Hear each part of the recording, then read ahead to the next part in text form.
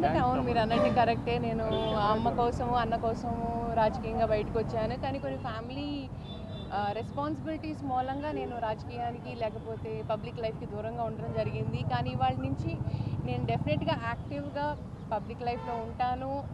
మా రాధా రంగా మిత్రమండలి సభ్యులతో కలుస్తాను. రంగా గారి ఫ్యాన్స్‌తో కలుస్తాను. వాళ్ళతో ఏంటి అనేది ఇష్యూస్ అనేది నేను డెఫినెట్‌గా డిస్కస్ చేస్తాను.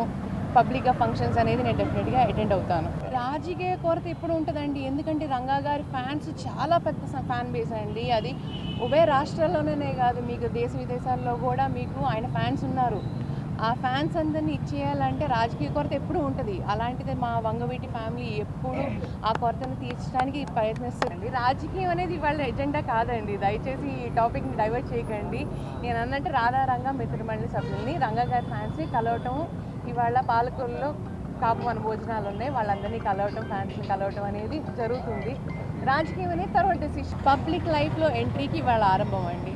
పబ్లిక్ లైఫ్లో నా ఎంట్రీకి ఇవాళ ఆరంభం. ఇవాళ నుంచి అందరికీ నేను అవైలబుల్ ఉంటాను. ఎవరన్నా ఏమన్నా కష్టాలు వచ్చినా నష్టాలు వచ్చినా నేనున్నాను, అండగా నేనున్నానని చెప్పి, నేను నించుంటానని చెప్పి ఇవాళ పబ్లిక్ లైఫ్లో వస్తుంది. అది నేను తర్వాత తప్పకుండా డెసిషన్ అనేది తీసుకున్న తర్వాత మీడియా మిత్రులందరినీ ఇన్వైట్ చేసి డెఫినెట్లీ ఒక మీటింగ్ పెడతాను. అప్పుడు ఏదనేది డెసిషన్ మీకు అందరికీ చెప్తాను.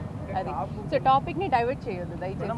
All of a sudden entry ఏం కాదండి. ఒకటి, మా రాధారంగ మిత్రమండలిలో ఒక కొరత ఉంది, ఒక గ్యాప్ అనేది ఉంది. ఎందుకంటే చెప్పాను కదా, ఫ్యాన్ బేస్ అనేది చాలా పెద్దది. దాంతో రాధా గారు ఒక్కళ్ళే మేనేజ్ చేయగలుగుతున్నారు లేదనేది ప్రజలు డిసైడ్ చేసుకుంటున్నారు. సో గ్యాప్ అనేది ఉంది. ఆ గ్యాప్ని ఫిల్ చేయడానికి అని చెప్పి నేను ఇవాళ బయటికి రావడం జరిగింది.